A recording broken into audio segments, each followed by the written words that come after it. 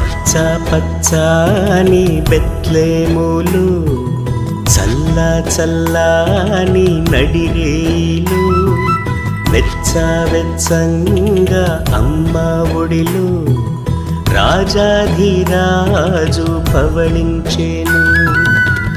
జగతిని బ్రోవగా జనులను కావగా దైవ కుమారుడే ఇలా జనించెగా.